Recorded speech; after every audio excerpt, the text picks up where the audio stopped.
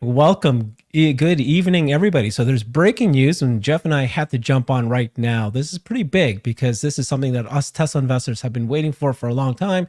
The Tesla $25,000 compact car. It looks like it's going to be it's from sources now saying that these vehicles will be launched in mid 2025 based on the suppliers' sources. Jeff, what's your thoughts about when you heard this? Yeah, I mean, this is an article that was posted in Reuters, and usually, these tend to be pretty good in terms of the sourcing. And again, it's speculation at this point, but it kind of aligns with what some of the things I've talked about in terms of design locking the $25,000 vehicle again at a high level, not down to every part, but really in the first couple of months of this year, maybe the first half of this year, and then putting it into production in Austin at some point in the middle of next year, roughly. And it looks like this article kind of aligns with that based on some of the sourcing they've done. They reference in here a process, basically a multi-step process that calls for kind of a RFI, which looks like it was done at the end of last year, which is really request for information from suppliers based on, hey, we're trying to do something. Here's what the parts are like. What's your feedback on it? And it looks like, it's progressed into this formal RFQ stage, which is request for quote, which could be multiple steps in the process. But, it means this is getting serious. It means that, there's a series of suppliers involved. It may not be the final supplier list, but that they're reaching out and asking for formal quotes based on design. So this means that when you do an RFQ, you've got a design for a part. You can't send an RFQ out without having them to have something to quote on. So this looks like designs are being sent out to suppliers for quoting, and what this and usually this again this can occur kind of in the beginning stages of the prototyping cycle. Again, there's probably a series of work and iteration that Tesla has to do, but this is a great sign in the progression of producing the 25K vehicle. So I think in summary, it looks like there's some supplier interaction. It looks like there's some timing that's mentioned. Again, this is a Reuters report we're talking about. We don't have any original news or information that we're breaking here, but we're just trying to dissect what this article is saying. So it looks like started at the end of last year. It looks like there's a new stage or a new formal RFQ, which is at kind of at this point, which means we're getting serious. It means that there's part designs to look at, and it means that Tesla's kind of in this design or development phase to complete the iterations on each part and get the final design lock for ramp, which could be in the middle of next year based on the timing and what's described in this article. Right. So yeah, it is a Reuters article. We don't know if it's real, but you have been saying for several shows now that it's whenever something like this happens, a new vehicle, it's always going to come more likely from a supplier. Suppliers will need to ramp up. These are RFQs that are being sent out. And so these things are hard to keep secret. Let's read a little bit more about this. And funny thing is, you actually were saying mid 2025, you were dead on. You are correct that was your prediction. Many people were still hoping that it was going to be earlier 2024. But 2025 is great. So here's the news that the suppliers are telling Tesla or telling the Reuters contact that they're going to start production of the new mass market electric vehicle, codename Redwood. And we had seen that code name already, mid 2025, according to 4 people familiar with the matter, 2 of them describing the model as a compact crossover. So this is just, I'm talking about creating both the robotaxi as well as the compact car. It's going to be under $25,000 was kind of what they were saying before. They first proposed it in 2020. He then shelved it. Then we heard from the book, talking about the book about, saying that they want to do a robotaxi plus a compact car. So Tesla apparently sent requests for quotes or invitation for bids for the Redwood model to suppliers last year and forecast weekly production volume of 10,000 vehicles. Production would begin June 2025, 3 of the sources said. All spoken conditional and non-admitting. What do you think, Jeff? Does that pass the sniff test? 10,000 vehicles weekly? Yeah, because remember, there's going to be multiple suppliers per part for a vehicle like this. So they could all be being told a particular number, but Tesla would want to take on, some sort of cumulative capacity. And when you're doing an RFQ, you're not bound by anything as the OEM. So you want them to respond with the unit economics that support, for that supplier to produce 10,000 parts a week.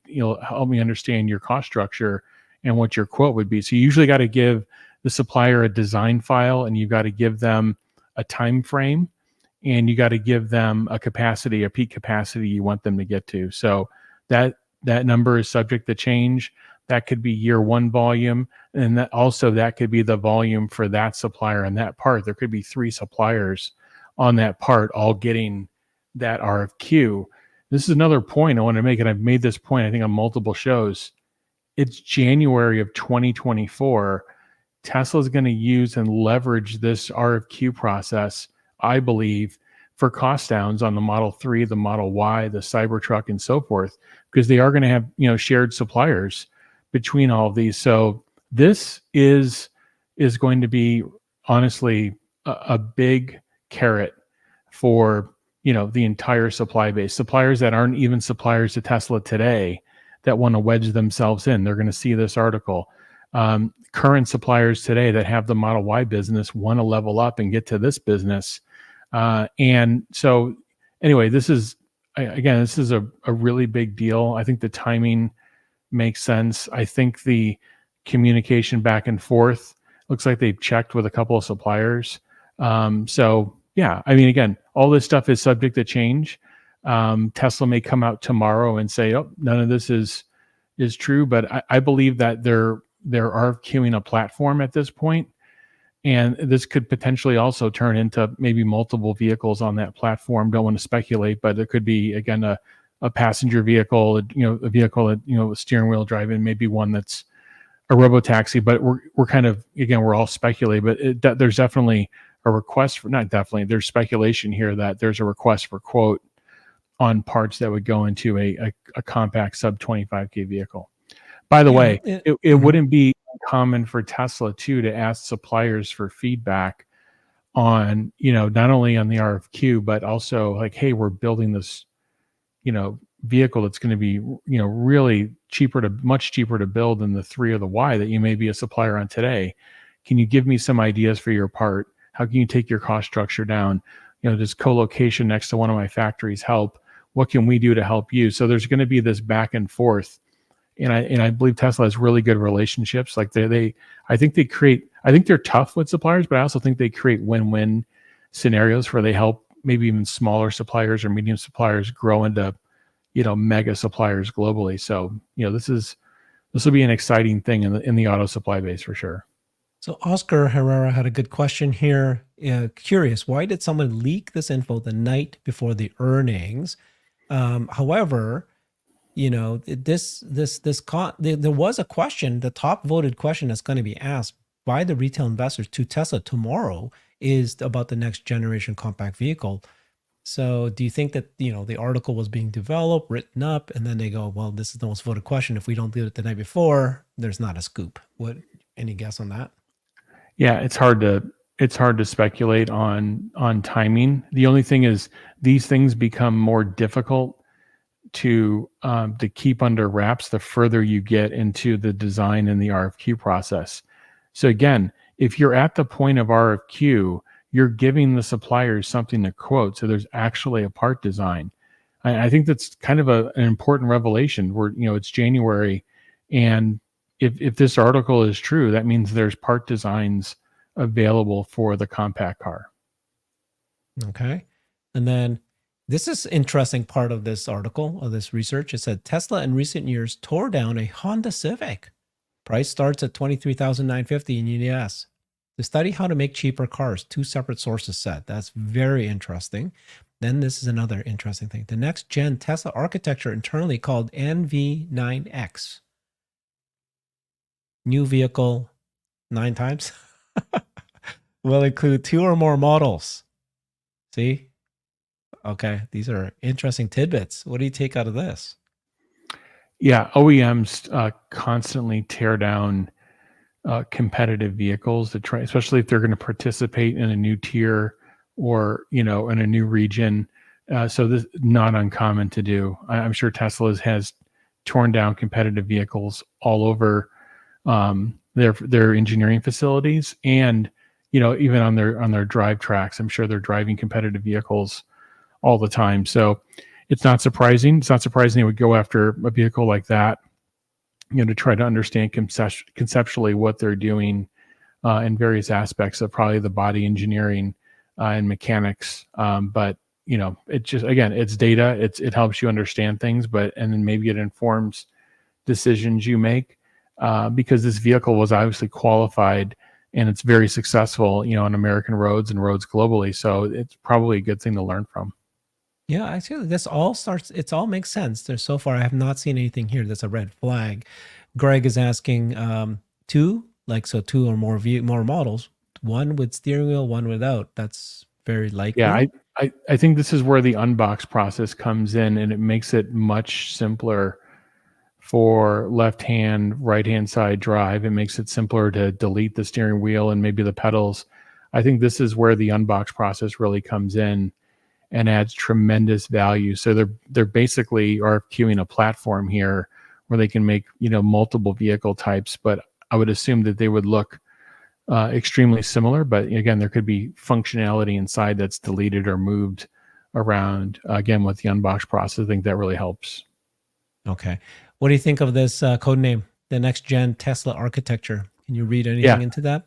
No, I mean, come on, not Jeff. really. You've made many code names. Yeah. Well, I mean, I just tell you, it's not uncommon for suppliers to get one code name, for Tesla to have a different code name internally. This is how it happens at some of the bigger OEMs, where internally you use one code name, you give the suppliers another code name. By the way, this is how it helps you find out where the leaks are coming from too.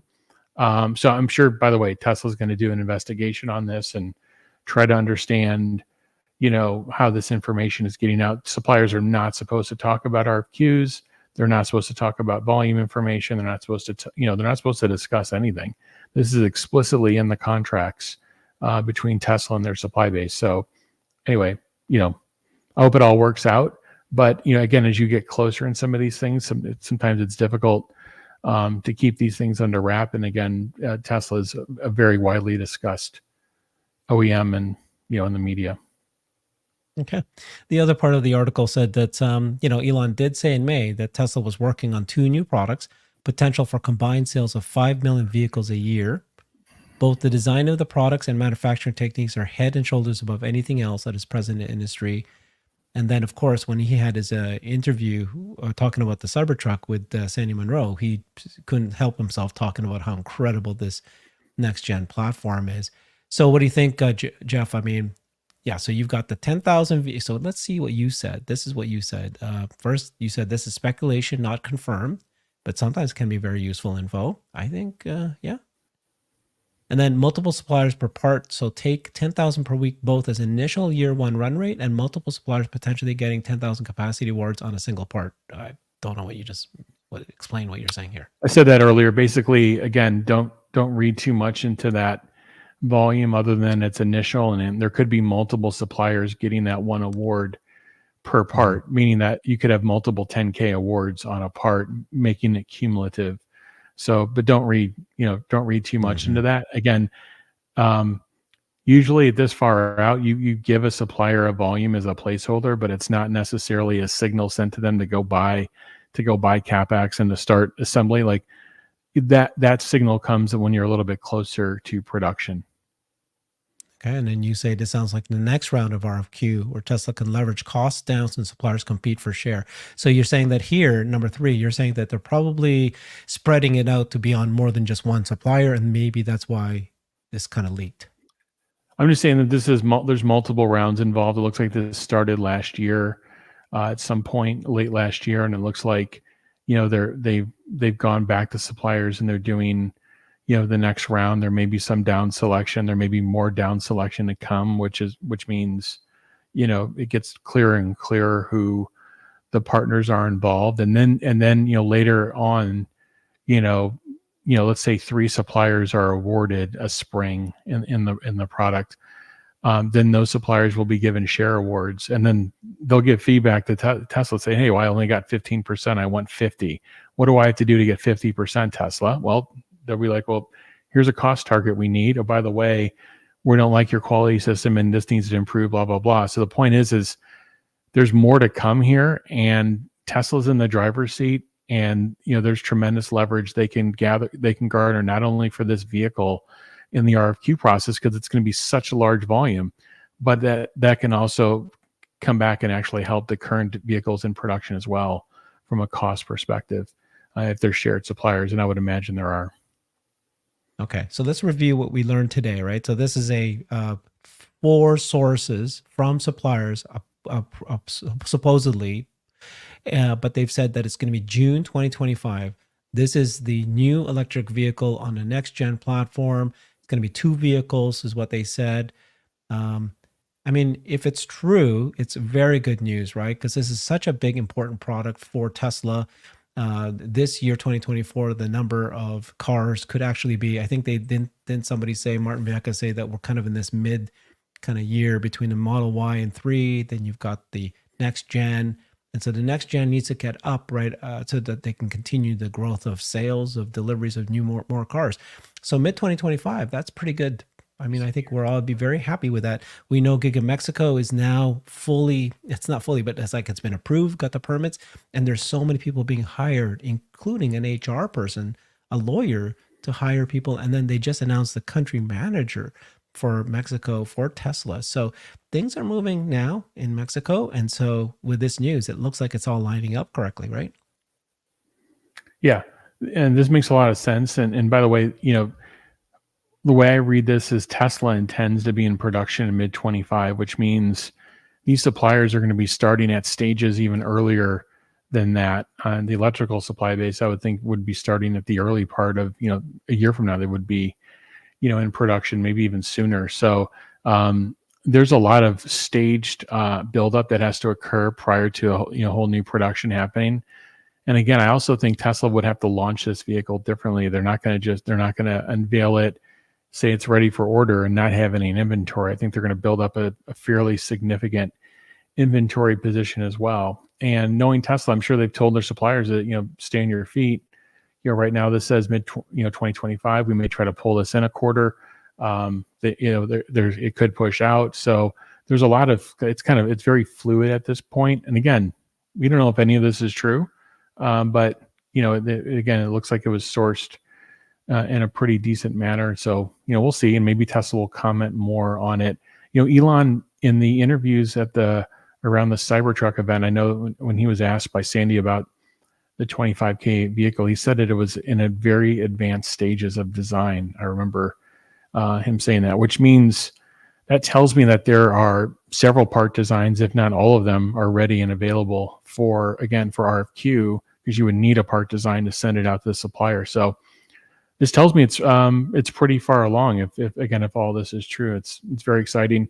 And again, I think the platform's modular. I think they could be building either multiple vehicle types or multiple configurations of, the compact vehicle for it to scale globally in multiple regions and so forth. So I think the unbox process really allows them to do that.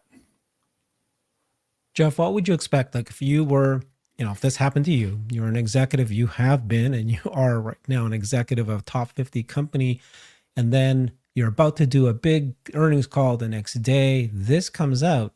Does that change your plans on what you're going to say the next day? Do you just continue on? What do you think? I mean, it's a rumor, so you don't normally comment on rumors. I think Tesla should discuss what they want to discuss about the 25K vehicle.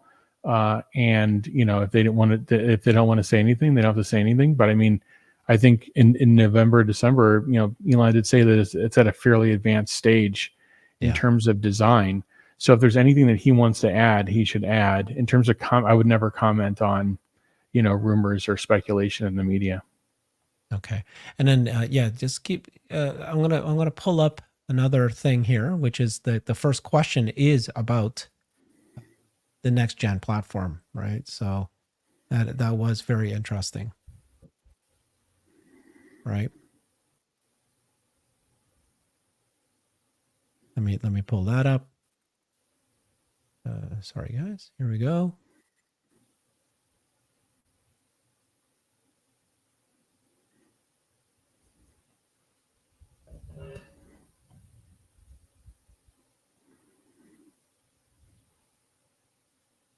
So this was the very first question that was voted the highest. It could change by tomorrow, but at this point, number one, given that you moved the start of the next gen compact vehicle production to Austin, has the timeline improved so that we might see next gen platform vehicles in 2025? So he's going to have to answer this question. Yeah, and again, consistent with prior earnings releases, I think it's okay for them to not speculate, to not turn it into a product meeting. But I think it's Elon. He has the flexibility to, if he wants to comment on a particular product and timing, I think he can do that. I also think he doesn't necessarily have to comment on product time. We can say, look, when we're ready to release details about the schedule of the car, we'll have an unveiling to do that. So I think it's really, Tesla's in the driver's seat in terms of what they want to release versus not want to release. But again, I don't think there's anything kind of like a hidden agenda behind this. I mean, suppliers talk to each other. Suppliers already know what's going on in the industry. Suppliers are already fighting for this business.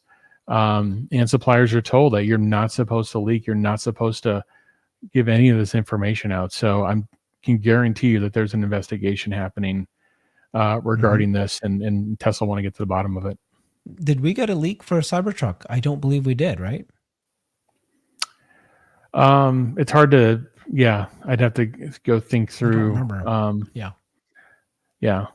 Can't remember. I think there's been various things. I've often said this happens a lot in the kind of the mobile smartphone supply chain. You get a lot of information from supplier leaks. It's really bad in some regions. They're just open conversations on social media platforms between. It's amazing, and it's different in other regions where you just don't talk about things at all. So I know for a fact that Tesla would not want their supply base, talking about these things at this point or at any point, really. Okay. All right. Well, this is it. So we've got rumors that there's going to be the new electric vehicles, the sub $25,000 compact car is going to be released in June of 2025. That's fantastic news if that's the case. There's going to be 2 models according to these guys. What else did they say? That it was based off the Honda Civic. They tore down a Honda Civic to understand how to make it. And it looks like that it's 4 people familiar with the matter. And it's suppliers. I don't think it's based off the Honda Civic, Herbert. Yeah, I don't think it's based off of that. I think you do tear downs and you gather intelligence. Yeah. No, I get you. I guess not.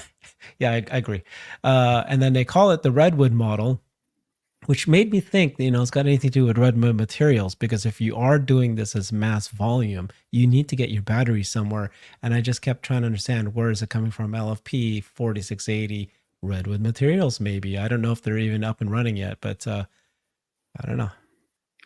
I think there's gonna have to be significant increase in battery output in North America and really globally to support this. But I think you've seen this progression from Tesla. There's been meetings in multiple different countries. There's been kind of rumors and discussions about expansion of existing factories, building new factories. And you have those conversations in 2023 about something you're going to build in 2025. So you get those plans approved in 2023, you get the local governments aligned, and then you kick off construction at various points, and you really want to be online and ready to go in 2025. So the timelines make a lot of sense that Tesla is going to be going through kind of their next leg of expansion starting in 2025 and really ramping up in 2026 with these vehicles. So if it's proven, or you got confirmation that it is going to be mid 2025, how do you feel about that? I think it makes a lot of sense given my understanding of product development cycle times, and in kind of piecing together what Tesla has said on the record about the 25K vehicle.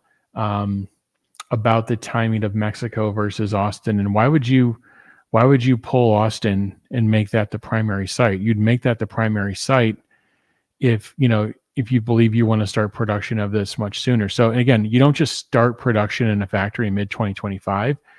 You're doing lower volume runs earlier in that point of the year. So the factory's got to be online and ready to go. And there probably wasn't any line of sight from Mexico to be online in the first half. And the other thing is, you don't want to put a brand new product, brand new assembly manufacturing method in a brand new factory with brand new people. What you want is, you want trained people off the line that are trained in Tesla's quality system and approach. And you want to be an existing factory with an existing kind of infrastructure around it. And quite frankly, of the engineering team sitting on top of it. So like Austin makes perfect sense to me. I think that this helped enable a scheduled pull-in of this vehicle as well. And, I'll have to see where this ultimately lands, but from mid 2025 makes a lot of sense. Okay. Thank you so much, Jeff, for jumping on board. It's midnight your time. This is breaking news, but it's a really important one. This isn't just regular breaking news, because I think the compact car, the $25,000 car, is very important for Tesla, for us Tesla shareholders. I hope that this is real. We might find out more tomorrow at the earnings call. Thanks, everybody. Appreciate you guys jumping on board. See you soon. Bye all. Thank you. Good night.